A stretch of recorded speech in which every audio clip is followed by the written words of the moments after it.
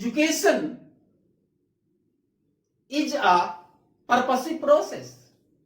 शिक्षा एक स्व उद्देश्यपूर्ण प्रक्रिया है जिसमें शिक्षक और छात्र प्रत्यक्ष रूप से शिक्षण अधिगम की प्रक्रिया औपचारिक तरीके से क्लासरूम में करते हैं।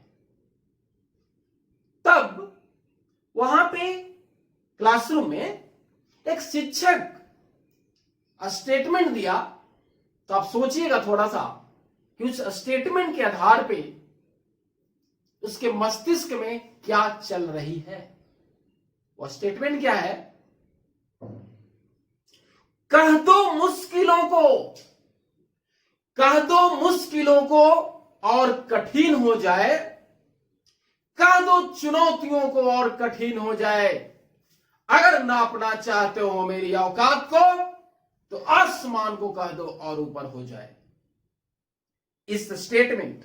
दूसरी, आज फिर बारिश वहीं हुआ जहां मेरा आसिया था। आज फिर बारिश वहीं हुआ जहां मेरा आसिया था। बिजलियों को जिद थी आंधियां गिराने की, मेरी भी जिद है आसियां वहीं बनाने की। तो ये दोनों स्टेटमेंट के आधार पे शिक्षक या छात्र व्यक्ति ये पूरी तरह से डिटरमाइन कर लिया है कि नहीं, हमें कितनी भी बाधाएं आएगी, हमें हारना नहीं है, जीतना है। तो ऐसा कौन सी बातें दिमाग में चल रही है? वो शब्द है अभिप्रेरणा, मोटिवेशन। और वो भी कैसा मोटिवेशन?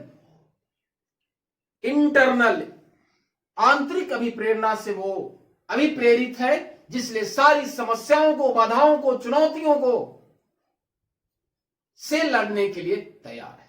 तो चलिए मोटिवेशन की हम बात करें तो थोड़ी सी वही स्टेटमेंट के आधार पे हम लोग इसका मीनिंग एंड डिफिनेशन पे चर्चा करें। थोड़ी सी मीनिंग एंड डिफिनेशन,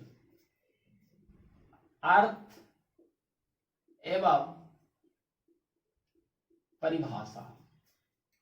तो समझिए यहां पे मोटिवेशन में मैंने कहा ना, ये इंटरनल है I4।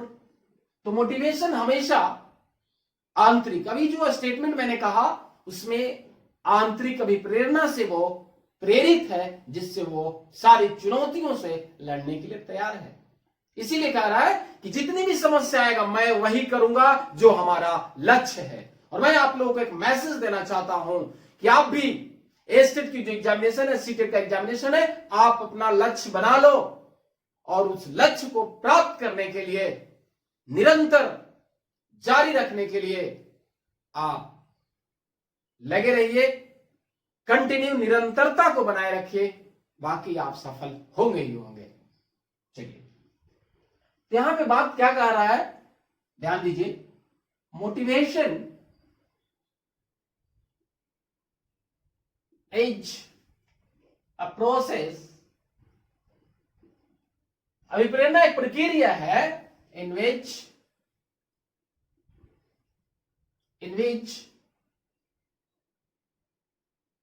learner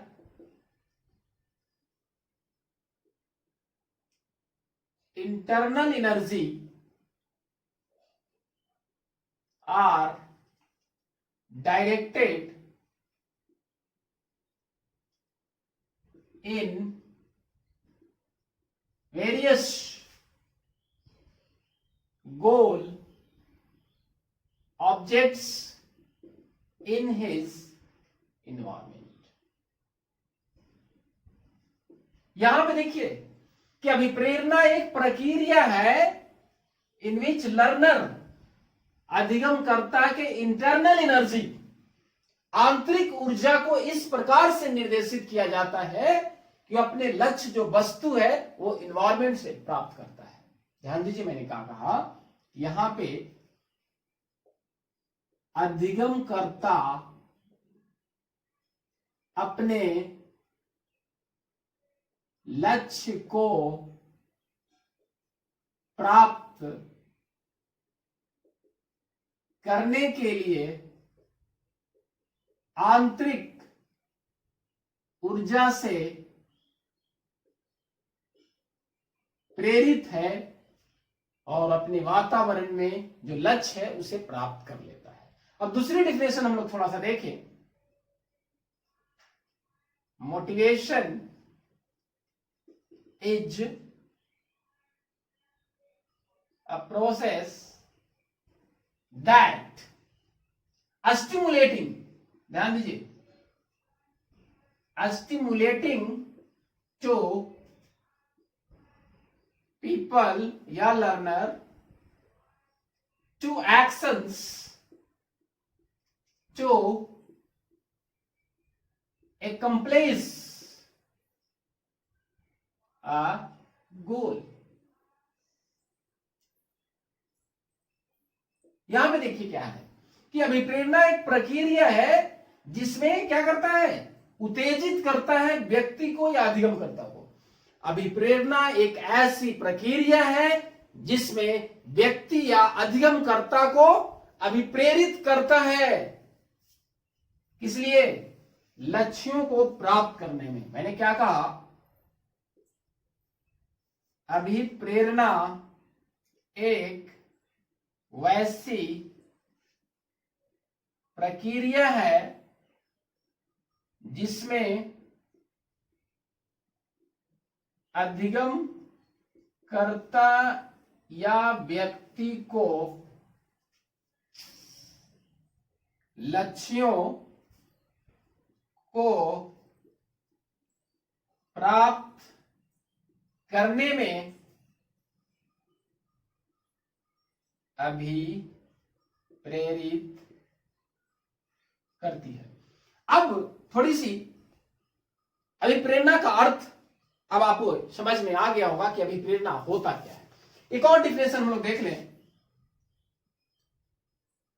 मोटिवेशन इज एराउजिंग, ध्यान दीजिएगा, एराउजिंग, sustaining and regulating activity।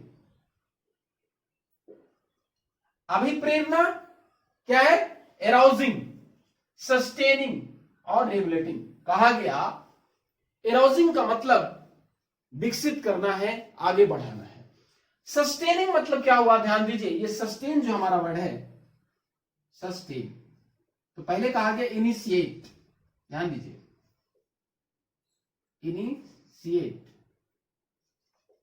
Sorry, initiate मतलब क्या, शुरू करना, ठीक है। उसके बाद डायरेक्शन, ध्यान दीजिए, तीनों शब्द है। शुरू करना है एक वांछित दिशा की ओर, ध्यान दीजिए, शुरू करना है एक वांछित दिशा, सकारात्मक दिशा की ओर, और जब तक जारी रखना है, सस्टेन रखना है, जब तक कि हमारा लक्ष्य प्राप्त ना हो जाए। क्या कहा हमने कि जब हम काम को शुरू करते हैं एक वांछित सकारात्मक दिशा की ओर, और जब तक हम लगे रहें तब तक कि हमारा उद्देश्य, लक्ष्य पूरा नहीं हो जाए, मतलब ये सस्टेन हुआ। इसीलिए कहा गया कि अभिप्रेरणा जो है हमारा एक विकसित करने का, जारी रखने का और नियमित क्या है, गतिविधि है। Motivation is arousing, sustaining and regulating activity. तो सस्टेन में मैंने कहा कि जब हम कोई कार्यों को शुरू करें एक वांछित सकारात्मक दिशा की ओर, और तब तक लगे रहें जब तक कि हमारा लक्ष्य प्राप्त ना हो जाए। स्वामी विवेकानंद ने भी कहा है, उठो, जागो, और अपने जब तक उद्देश्य की प्राप्ति नहीं हो तब तक रुको नहीं, चलते रहो, नॉन स्टॉप। ये मैंने कहा कि अभी प्रेरणा है। अब हम थोड़ी सी बात करें, जो सवाल पूछा जाता है सीटेट में या आपका टीचिंग एप्टीट्यूड में सवाल पूछेगा, एक दो क्वेश्चन जरूर पूछेगा। हम थोड़ी सी बात करें इसके टाइप्स की, प्रकार दो है, और वो भी दो कोई ज्यादा नहीं है, मतलब आप समझे हुए हैं, ऐसा कुछ नहीं कि नया चीज बता रहा हूं। क्या है पहला? एक्सट्रिंसिक मोटिवेशन, बाहरी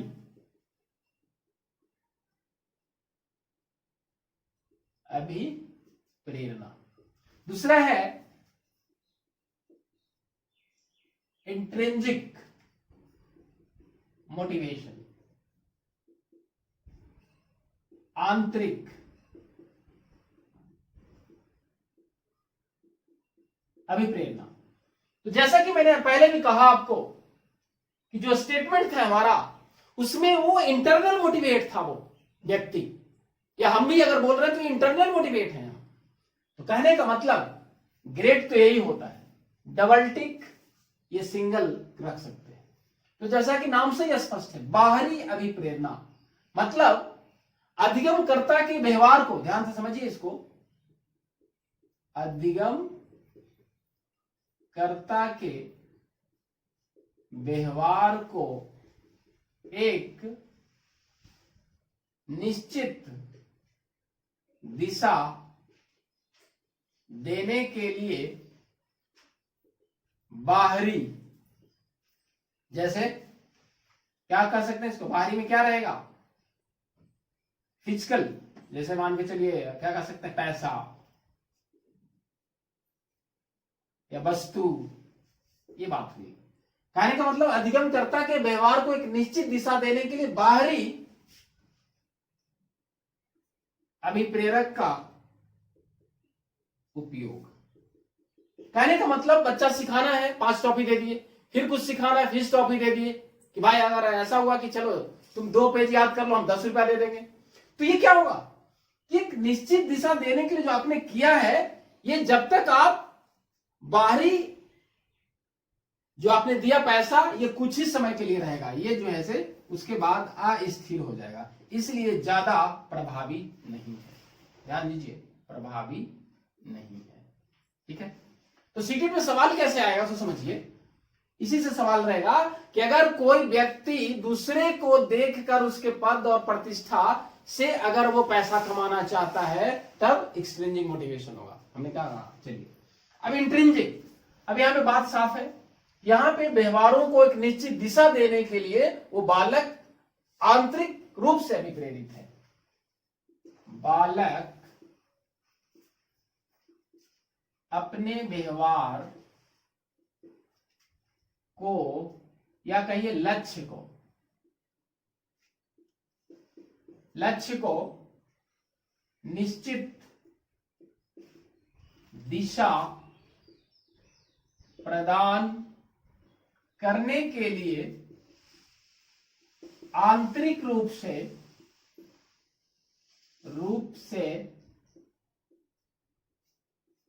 अभिप्रेरित है, और ये सबसे ज्यादा प्रभावी होगा।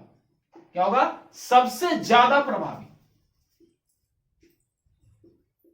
इसलिए अगर सीटेट में या शिक्षण योग्यता में अगर पूछता जाता सवाल कि एक शिक्षक किस अभिप्रेरणा को ध्यान देना चाहिए, तो आप ध्यान रखिएगा हमारा आंतरिक अभिप्रेरणा होगा। तो मैंने आपको बताया अभी प्रकार, हम लोगों ने पढ़ा कि एक वैसे शिक्षक जो बाहरी अभिप्रेरणा को या बाहरी कोई ऐसा वस्तु को देकर एक निश्चित व्यवहार सिखाते हैं, वो कुछ समय के लिए होता है, बाद में वो खत्म हो जाता है, नहीं हो पाता है। तो इसलिए मैंने कहा कि अगर एक शिक्षक को प्रभावशाली रूप से उसे अभिप्रेरित करना है, तो वो बालक को ऐसा एक्टिविटीज करें, ऐसा बाल केंद्रित उपागम करें। तो मैंने कहा कि चाइल्ड सेंटर ऐसा क्या करें कि बालक ऐसा क्या करे कि बालक खुद से वो मोटिवेट होगा, इंटरनल होगा। तो हम लोगों को कुछ अभिप्रेरणा के सिद्धांतों को ध्यान में रखना चाहिए। तो अब हम लोग पढ़ने वाले हैं principles of motivation.. Principles of motivation, तो पहला है, principle of readiness to learn, अधिगम हेतु तत्परता का सिद्धांत। ये जो हमने कहा तत्परता, रेडीनेस, तो सबसे पहले एक शिक्षक को जरूरी है कि बालक को पढ़ाने से पहले उसे सीखने के लिए क्या करे, तत्पर करना जरूरी है। तत्पर करना इन द सेंस कि उसके पूर्व ज्ञान को जानकर हम क्या करें, नए ज्ञान से जोड़ना इंपॉर्टेंट है। तो चलिए अब दूसरा देखते हैं हम लोग, क्या है, प्रिंसिपल ऑफ एक्टिव इन्वॉल्वमेंट, सक्रिय रखने की बात जहां तक आ रही है, तो ये सक्रिय कैसे रखा जाएगा, जैसा कि स्किनर के ऑपरेंट कंडीशनिंग में भी कहा कि बालक को सक्रिय रखना, तो कैसे, through asking questioning, discussion, debate, परिचर्चा, वाद विवाद, विभिन्न प्रकरणों के द्वारा, प्रकरणों के बीच आप करेंगे तो निश्चित है कि बालक सक्रिय रहेगा। तो ध्यान दीजिएगा कि आएगा कि सक्रिय रखने के लिए एग्जामिनेशन में आएगा, जो हम बात कर रहे हैं सीटेट और अभी बात कर रहे हैं टीचिंग एप्टीट्यूड, जो ए स्टेट बिहार में होने वाली है। क्या कहेगा कि बालक को सक्रिय रखने के लिए एक शिक्षक कैसे करेगा, प्रश्न पूछकर, वाद विवाद, परिचर्चा, और सबसे बड़ी बात अगर आप उस ऑप्शन में रहे डायलॉग, तो वो हमारा आंसर सही होगा।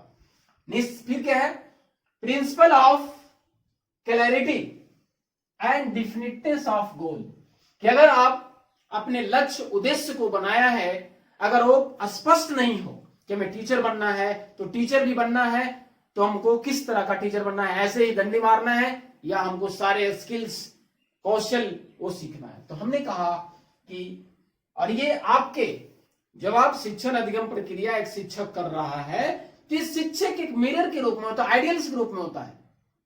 तो ये देखता है कि हमारे जो शिक्षक है अपने कितने लक्ष्य और उद्देश्यों को पालन कर रहे हैं। जैसे एक शिक्षक का लक्ष्य उद्देश्य यही होता है कि समय से विद्यालय में जाकर पढ़ाना, टॉपिक्स को, प्रकरण को समय रहते सिलेबस को संपूर्ण करना। और एक ध्यान दीजिएगा कि अगर सिलेबस सही समय पे पूरा कर पाता है वो शिक्षक, वही शिक्षक बालक में सृजनात्मक क्षमता का विकास कर सकता है। क्योंकि अगर सिलेबस ही नहीं खत्म हुआ तो बच्चे के मस्तिष्क में थोड़ा वो रहेगा कि अब सिलेबस खत्म नहीं हुआ, इसलिए ध्यान दीजिए। हमने क्या देखा, principle of readiness to learn, तत्पर करना है, प्रिंसिपल ऑफ एक्टिव इन्वॉल्विंग, सक्रिय रखना है, और हमने कहा कि हमारा लक्ष्य और उद्देश्य पूरी तरह से स्पष्ट होनी चाहिए और निश्चय कर लेना चाहिए कि हमें शिक्षक बनना ही बनना है। Principle of proper organisation of instruction material, ये बहुत इंपॉर्टेंट है, ये कह रहा है TLM और हमारा इंस्ट्रक्शनल मटेरियल, ये दोनों को क्यों यूज करना है, बच्चे कैसे मोटिवेट होंगे, तो कहा गया कि यहां पे सेंसस ऑर्गन की बात करना है, डेवलपमेंट ऑफ, कि ज्यादा से ज्यादा शिक्षण सहायक सामग्री के द्वारा जब आप पढ़ाते हैं बालक की ज्यादा से ज्यादा ज्ञानेंद्रियों का विकास होता है और वो अपने व्यस्त रहेंगे तो निश्चित है कि बालक अभिप्रेरित होंगे और वो शिक्षण सहायक सामग्री खुद से आप अगर ज्यादा बनाए तो सही है। ऐसा नहीं है कि अगर आप ज्योग्राफी पढ़ा रहे हैं तो वर्ल्ड का मैप बनाने की जरूरत नहीं है, वर्ल्ड का मैप आप बना हुआ भी प्रयोग कर सकते हैं, ठीक है, लेकिन ज्यादा से ज्यादा ये प्रयास रहे आपका। तो कहा गया कि प्रॉपर ऑर्गेनाइजेशन, एक शिक्षक को शिक्षण सहायक सामग्री का संगठन है, समुचित प्रयोग करने आना चाहिए जिससे बच्चे मोटिवेट होते हैं। नेक्स्ट क्या है, principle of employing proper methods end devices, यहां पे जो बात आ रही है मेथड्स, ध्यान दीजिए, मैंने क्या कहा, विधियां, अभी जो मैंने शुरू में ही कहा था चाइल्ड सेंटर अप्रोच, ध्यान दीजिए मैंने शुरू में ही कहा था ये बाल केंद्रित विधि का प्रयोग करना है। जैसे मैंने बताया है आपको कि एक आगमन विधि भी है, एक निगमन विधि भी है।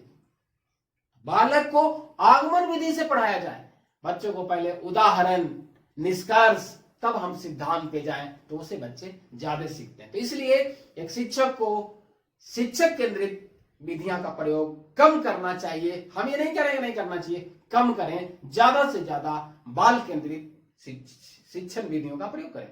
बाल केंद्रित मतलब उसकी योग्यता और क्षमता के अनुसार बातें हो तो वो ज्यादा सीख पाएगा। चलिए नेक्स्ट है principle of creating positive environment. ये सबसे बड़ा इंपॉर्टेंट बात है कि एक शिक्षक को क्लासरूम में सकारात्मक और उपयुक्त वातावरण, कहने का मतलब वहां पे कोऑपरेशन की भावना, ऐसा नहीं कि एक दूसरे बच्चा ऐसा क्या कहते हैं पॉलिटिक्स कर दें कि बच्चा 2 डिवाइड में 4 ग्रुप में बढ़ जाए, ऐसा नहीं। वहां पे एक पॉजिटिव कि बच्चे अपनी एनर्जी को, ऊर्जा को एक सकारात्मक कार्यों में लगाए, पढ़ने में लगाए, प्रोजेक्ट्स में लगाए, असाइनमेंट्स में लगाए और उस असाइनमेंट्स प्रोजेक्ट को क्रिएटिव तरीके से बनाए। इसलिए एक शिक्षक को सकारात्मक वातावरण प्रदान करना होगा जिससे कि बालक अभिप्रेरित होंगे।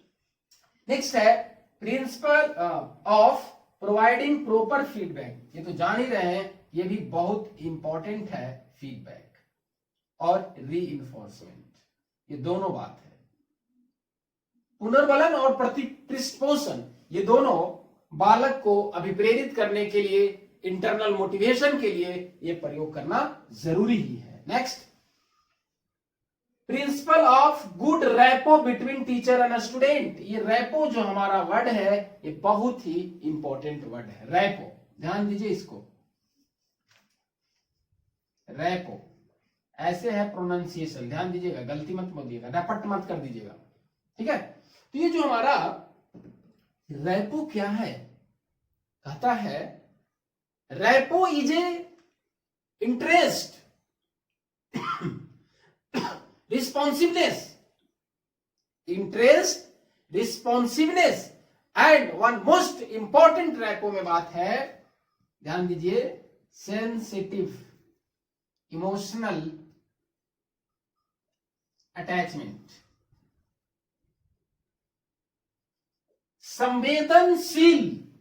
रैपो का मतलब मैंने कहा कि रुचिकर होगा, उत्तरदायित्व भी होगा, लेकिन सबसे महत्वपूर्ण बात मैंने कहा कि रैपो में जिस प्रकार से बाप बेटे में जो संबंध होता है, मां के बीच संबंध होता है, भावनात्मक लगाव होना चाहिए।